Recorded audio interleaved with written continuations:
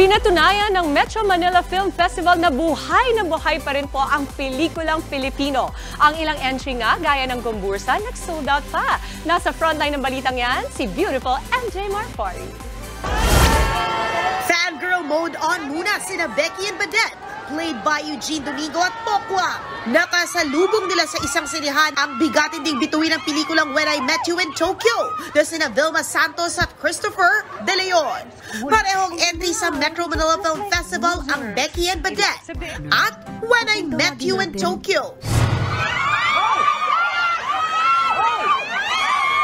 Pero this time, pause muna sila sa kompetisyon para magkulitan. Nagpa-picture pa nga sina Becky and Badette, kina Vilma at Boyet. Nagkataon na sa iisang lugar sila nag-promote. Kaya naman pareho ding pinilahan ng mga manonood ang Becky and Badette at When I Met You in Tokyo. Bukod dyan, nakibenta rin ng tickets sina Uge at Pokwa. Speaking of pagbebenta ng ticket, naki-join din sa kanyang gimmick ang bida ng isa pang MMFF entry at MQuest Ventures film na Gumbursa. Present dyan sina Cedric Juan, Enchong D, Tommy Alejandrino at Elijah Canlas. Dahil dyan, pinagkaguluhan din sila ng fans. Naramdaman namin yung kaba at saka pag-aalala ng mga manonood bago magsimula kasi nakita nila na kakaunti lang yung cinemas. Today, nandito kami sa SM North, sold out. Bukas na ang Gabi ng Parangal at isa sa matulog na frontrunner bilang Best Actor ang Dark Horse na si Cedric na gumanap bilang Jose Burgos. Pero para kay Ced, basta sana mapanood to lahat ng Pilipino. Mas yun po yung rewarding.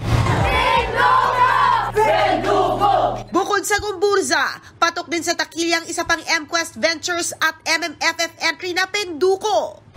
Ang dami mong malalearn na lessons. It's worth watching talaga. Ang atin ngang pop star royalty na si Sarah Geronimo, nagustuhan din ang pelikula ng kanyang mister na si Matteo Goricelli. Thankful naman ang Penduko ng bagong henerasyon sa init ng suporta sa kanila.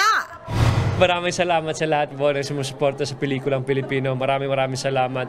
At yun, marami pa mga pelikulang Pilipino na napakatindi ngayon na MMFF. So sana suportahan natin lahat. Nagbabalita mula sa Frontline, MJ Marfori, News 5. Mga kapatid, Dimples Romana po, kumpletuhin ang inyong umaga ng mga kwentong puno ng inspirasyon. Salubungin po ang bawat araw ng may ngiti at pag-asa. Kaya't mag-subscribe na po at mag-follow na sa aming social media pages ng News 5.